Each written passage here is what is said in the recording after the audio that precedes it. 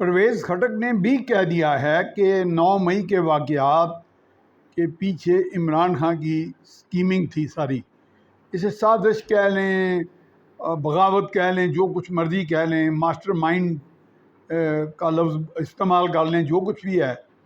اور جب بھی کبھی اس کا ذکر آتا ہے تو جو اکثریتی لوگ ہیں جو عمران خان کے عشق میں مبتلا نہیں ہیں، وہ تو یہی تاثر، ایک عمومی تاثر قائم کرتے ہیں کہ مسلح افواج یا دیگر کچھ لوگ جو ان کی حمایت میں ہیں یا ان کو سپورٹ کرتے ہیں، جو ایک بہت بڑی تعداد ہے پاکستانیوں کی، ان کے ذہنوں میں ایک ہی خاکہ ابھرتا ہے کہ یہ عمران خان اور اس کے اپنے لوگ، وہ اپنے لوگ طالبان، تحریک طالبان پاکستان کو بھی کہتا ہے، اور جن سے مراد ہے وہ لوگ جو بچوں کے قاتل ہیں، جنازوں پہ بم مارتے ہیں، خانقاہوں پہ مارتے ہیں، تو بارگاہوں پہ مارتے ہیں، مساجد میں بم چلاتے ہیں، معصوم نہتے لوگوں پہ، اور وہ بھی مسلمانوں پہ. یعنی غیر مسلم تو شاید انہوں نے کوئی ایک آدھ ہی قتل کیا ہو، تو ان کو وہ اپنے لوگ کہتے ہیں. تو اس لیے ان چیزوں کو جب جوڑا جاتا ہے، شواہد ہوں نہ ہوں، تو جو ہے نا وہ پگڈنڈی اسی طرف جاتی دکھائی دیتی ہے کہ ہونا ہو یہی لوگ ہوں جو باقاعدہ ایک نقشے رکھ کے فوج کشی کرتے ہیں، جن کی تربیت ہوتی ہے اور جو دلوں میں خوف بھی پیدا کرتے ہیں، اور جتنی بھی ملک کی سلامتی کی علامتیں، نشانیاں ہیں، ان کو تباہ حال کرتے ہیں، ان کی پامالی کرتے ہیں، ان کی تضحیق کرتے ہیں. تو یہ باتیں کچھ آپس میں جوڑی جائیں تو کچھ لگتا ہے. ویسے تو ہمارا ملک جو ہے وہ تصدیق اور یہ آپ تردید کے ہی سلسلے میں پتہ نہیں کہاں سے کہاں چلا گیا ہے. گزشتہ 75-76 سالوں میں آج تک کبھی سچ کا پتہ ہی نہیں چلا. حمودالرحمان کمیشن میں کیا سچ تھا، لیاقت علی خان کی شہادت کے پیچھے کیا سچ تھا، بے نظیر بھٹو کی شہادت کے پیچھے کیا سچ تھا. چند لوگوں کو علم ہوگا، بین الاقوامی یا ملکی، یا بڑوں کو یا چھوٹوں کو یا ان کے ساتھیوں کو، لیکن سچ عوامی طور پہ سچ معلوم کسی کو نہیں ہو سکا، یا نہ بتایا جا سکا، یا نہ بتایا گیا.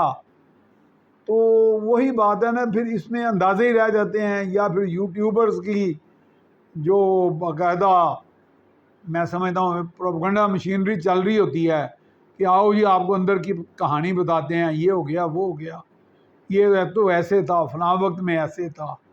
اس میں بعض کا کہیں سے اڑتی اڑتی خبر بھی آ جاتی ہے. کچھ لوگ اس میں تھوڑا سا ایک مسالہ بھی ڈال لیتے ہیں، تو حسب ٹیسٹ، لذت کو بڑھانے کے لیے.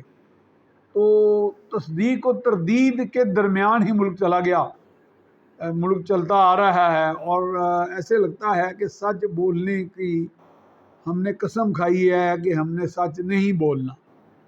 تو یہ باتیں یقیناً ایک روز روشن کی طرح یہاں ہیں بہت سے ملکوں. چلو ہم سے بھی کوئی جھوٹے ملک ہوں گے، لیکن بہت سے ملکوں میں یہ بات حیرانگی سے اور حیرت سے اور پریشانی سے، تشویش سے دیکھی جاتی ہے کہ جی پاکستان ایک ایسا ملک ہے، اور بھی ہوں گے جھوٹے ملک، کہ جہاں سچ بولنا بہت ہی مشکل ہے. اور سچ شاید عادتاً ہم جھوٹ بولتے ہیں، جیسے ہماری فطرت ثانیہ سیکنڈ نیچر نہیں بن چکی ہوتی. مجھے یاد پڑتا ہے ایک مرتبہ باقاعدہ، اس میں 2 کا ذکر کروں گا.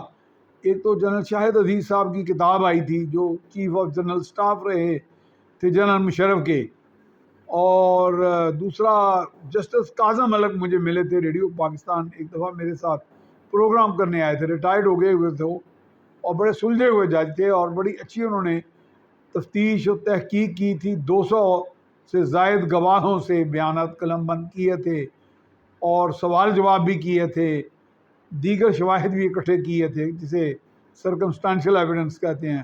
وہ جو 2 بچوں کی ہلاکت ہوئی تھی بڑی بے دردی سے سیالکوٹ کے قریب، یا سیالکوٹ ہی کے خطے میں، اور ان کو بعد میں ایک بکروں کی طرح برہنہ کر کے ان کے جسموں کی کھال شاید اتار دی گئی، کچھ اس طرح کر کے واقعہ تھا، لٹکا دیا گیا بے دردی.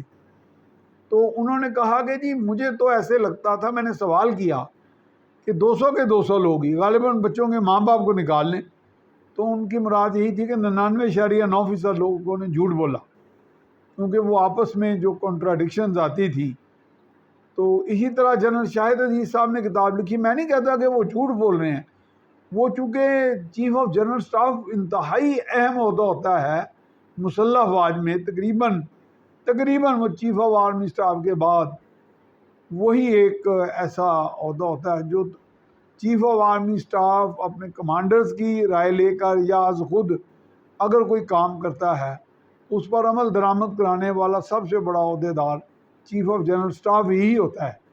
ویسے تو D G I S I بھی بہت اہم ہے، ڈی جی ایم او اہم ہے، ڈی جی سی، ڈی جی اے، یعنی کہ D G M military M I, یہ بہت سارے اہم ہیں. لیکن چیف آف جنرل اسٹاف جو جنرل شاہد عزیز رہے، اور انہوں نے انٹرویو بھی دیا، غالباً کتاب بھی لکھ دی کہ کارگل کے واقعہ کا انہیں علم نہیں تھا. تو میں نے پھر اس پہ کالم لکھا تھا جو ایک بہت بڑے انگریزی اخبار میں شائع ہوا تھا، جس میں نیچے میں نے ڈسکلیمر بھی دیا تھا. میرا کالم کا عنوان یہ تھا کہ almost everybody was on board on Kargil. کہ یہ جو کہا جا رہا ہے کہ ہمیں کارگل کے بارے میں علم نہیں تھا، اچانک آنن فانن میں ہو گیا. دیکھیں اس میں چوٹیاں خالی، جیسا کہ مجھے ایک بڑے اہم جنرل جو اس علاقے خطے میں موجود رہے تھے اور جن کے زیر انتظام یہ آپریشن ہوا، انہوں نے براہ راست بتایا تھا کہ چوٹیاں خالی ہونے کا اطلاع آتے ہی ہم وہاں نقل و حرکت کی. یہ نقل و حرکت کو فوج کی زبان میں اور انگریزی میں بھی ویسے لاجسٹکس کہتے ہیں. فوج کی نقل و حرکت، جنگی کیفیت، جنگ جیسی ایکسرسائز یا کہیں پہ قبضہ یا اس طرح کے جتنے معاملات ہوتے ہیں، یہ چیف آف آرمی اسٹاف اکیلا کر بھی نہیں سکتا. یہ پھر بھی آپ دیکھیں نا، آفٹر آل کا لفظ بولنے لگا تھا. بالآخر یہ سارے کام سر انجام دینے کے لیے 50، 100، 200، 300 سپاہی ہوں گے. ان کا کرنل ہوگا کوئی اوپر کمانڈر، پھر بریگیڈیئر ہوگا. پھر وہ بریگیڈیئر کہاں سے اگم لے گا؟ کہاں سے وہ ٹینک، توپ، تلوار، پستولیں، بندوقیں، پیسہ، موومنٹ، پٹرول، یہ کہیں سے کوئی سینکشن آئے گی تو تب نا. اس میں اگر chief of army staff general Musharraf کا یہ ساری ایکسرسائز تھی، چلو اس میں سے نواز شریف فیکٹر نکال دیں وقتی طور پہ، تو چیف آف جنرل اسٹاف جو next to the chief of army staff ہوتا ہے، ان کے بعد ہوتا ہے عمل درآمد کے معاملے میں، وہ اس میں کیسے بھلا لا علم رہ سکتے تھے؟ تو میں انہیں پھر بھی نہیں کہوں گا کہ وہ جھوٹے تھے. لیکن میں نے یہ کالم لکھا تھا اور اس میں بہت سے لوگوں نے کہا کہ لاجیکل کالم ہے، یہ بالکل منطقی بات آپ نے کیا ہے. اور نیچے میں نے ڈسکلیمر دیا تھا کہ جناب اس میرے کالم کا، جس میں بہت سی اور خبروں کے اندر کئی خبریں تھیں اس میں کا، بالکل کسی طور پہ بھی صدر مشرف کی طرف سے مجھے کوئی نہ اشارہ ملا، نہ اندیا ملا، نہ خبر ملی، نہ ڈیٹا ملا، نہ میں ان کا اعلی کار بنا. تو یہ اب پرویز خٹک صاحب اب اسی طرح تصدیق و تردید کے اس ملک میں، ریاست پاکستان میں، جب ہم نے کسی چیز کی تصدیق کرنی ہو تو کسی شخص کو جو بہت آپ کے قریب ہو اس کی بات کو آپ کو، جس طرح جنرل شاہد عزیز کہتے ہیں کہ جی ہمیں علم نہیں تھا، یہ میں سمجھتا ہوں غلط تھا. اور اسی طرح اگر پرویز خٹک کہتے ہیں کہ وہ بھی بڑے قریب تھے، کہ عمران خان اس کے ماسٹر مائنڈ تھے، تو باقی چیزیں جب ملا کے آپ دیکھیں تو یہ ممکن ہی نہیں ہے کہ خود رو پودوں کی طرح خود رو تحریک بن گئی، نقشے بھی بن گئے، لوکیشن شناخت بھی کر لی گئیں، اور بروقت کارروائی ہوئی، فوج کشی بھی ہو گئی، اور اس کو دہشت گردی بھی نہ کہا جائے، بڑا پرامن مظاہرہ تھا، اور اس کو پھر یہ اوپر سے یہ رنگ دے دیا جائے کہ مسلح افواج کی سازش مسلح افواج کے خلاف تھی. بھئی یہ کس دیش میں آپ رہتے ہیں؟ ایلس ان ونڈرلینڈ تو سنا تھا. تو یہ تو مجھے لگتا ہے عمران خان ان ونڈرلینڈ کا ملک ہے، میرا خیال ہے.